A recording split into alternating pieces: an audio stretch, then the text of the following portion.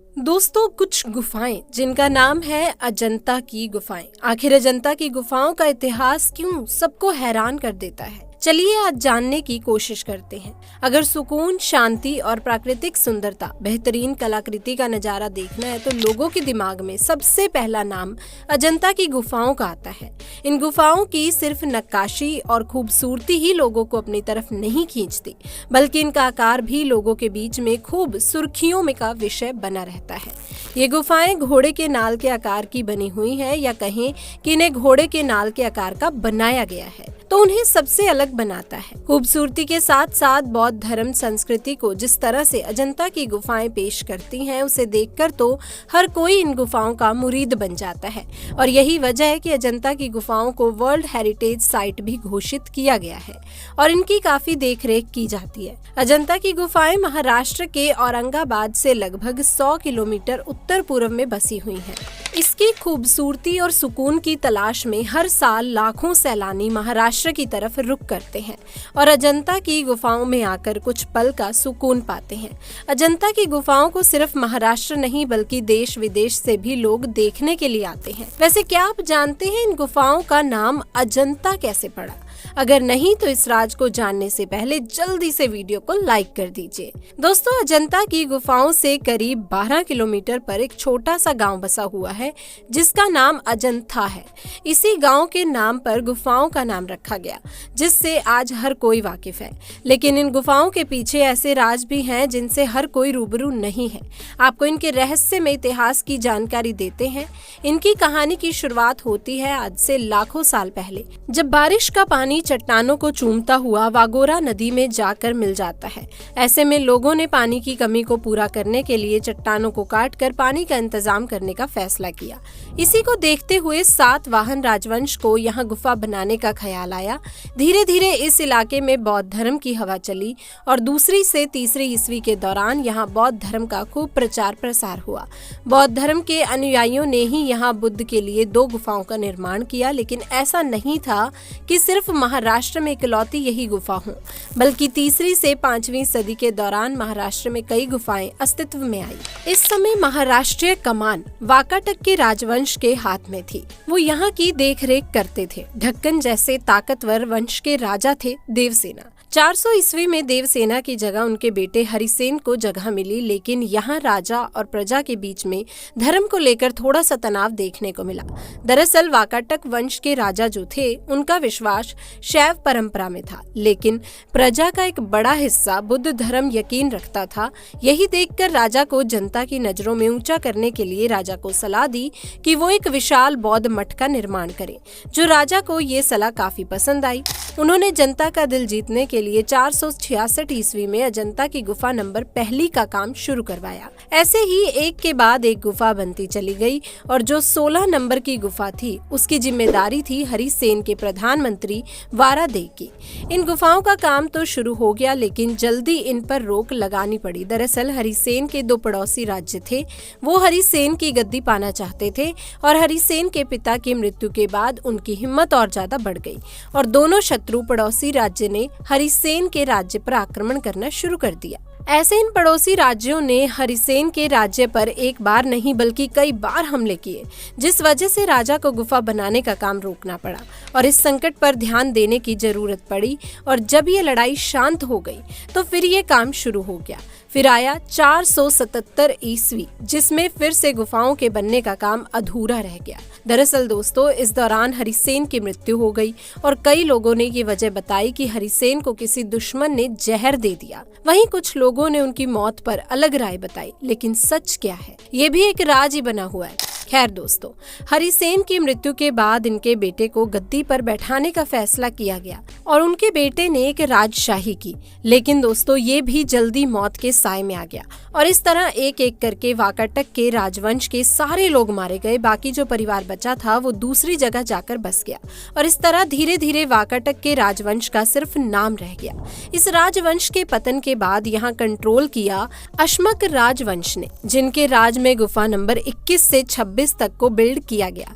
लेकिन इन्होंने सिर्फ नई गुफाओं को बनाने पर ही ध्यान नहीं दिया, बल्कि जिन गुफाओं का काम अधूरा था उन्हें ऐसे अधूरा छोड़ दिया गया। लेकिन ये राजवंश भी कब तक राज करता? 478 ईस्वी में अशमक राजवंश को भी यहाँ से अपना कंट्रोल खोना पड़ा। अब दोस्तों, ये राजवंश ही नहीं रहा तो गुफाओं का काम कौन करवाता? इसीलिए फिर से इन गुफाओं का काम रुका। अब चूंकि दोस्तों यहाँ बौद्ध धर्म से जुड़े हुए लोग थे, इसीलिए यहाँ कुछ बौद्ध भिक्षुओं ने पैसे जोड़कर इन गुफाओं को पूरा करने का फैसला किया। लेकिन वो ऐसा कर नहीं पाए और 480 ईस्वी के दौरान वो इस इलाके को छोड़कर चले गए।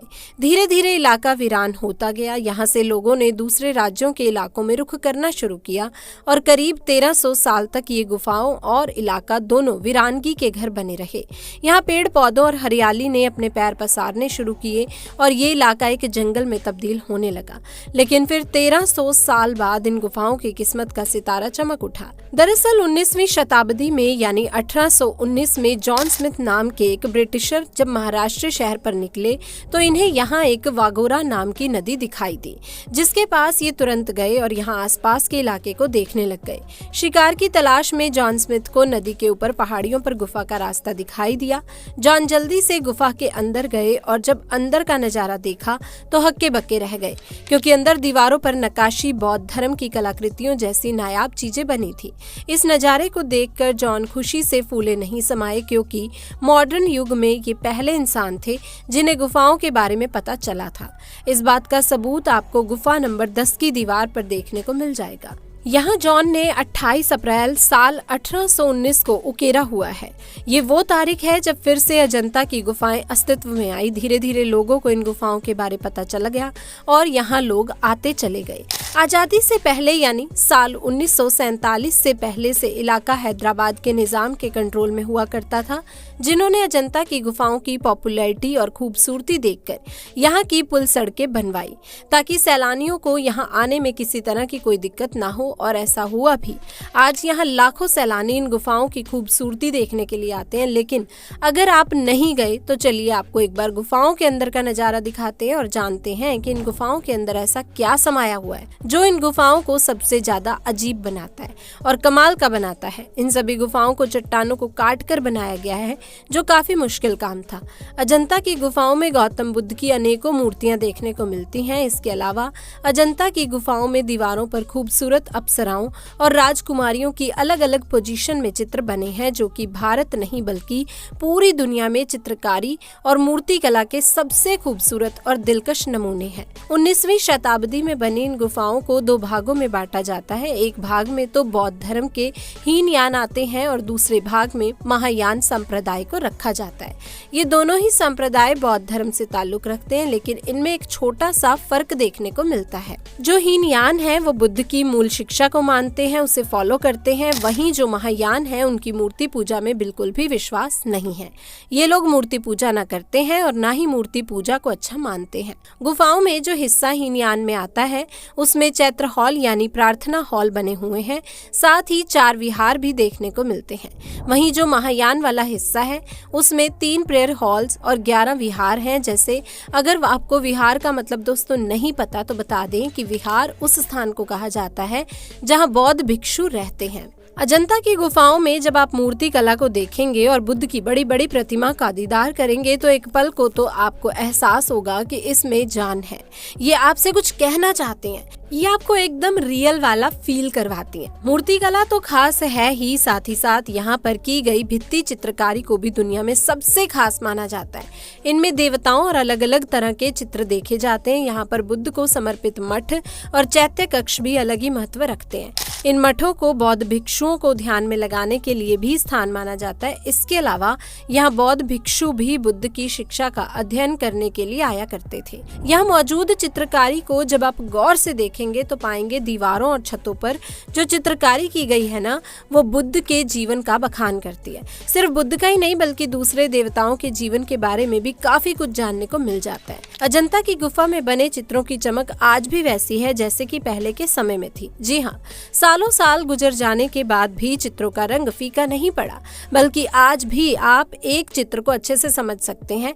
इसी खासियत को ध्यान में रखते हुए इन चित्रों के बारे में स्टडी की गई और पता चला कि इन चित्रों को अफगानिस्तान में पाए जाने वाले लैपिस लेजुली यानी कि राजावत पत्थर का इस्तेमाल किया गया है। बता दें, इस पत्थर को 9 रत्नों का दर्जा दिया गया है। ये पत्थर बहुत ही बेशकीमती हैं, जिन्हें अजंता की गुफाओं में इस्तेमाल किया गया है।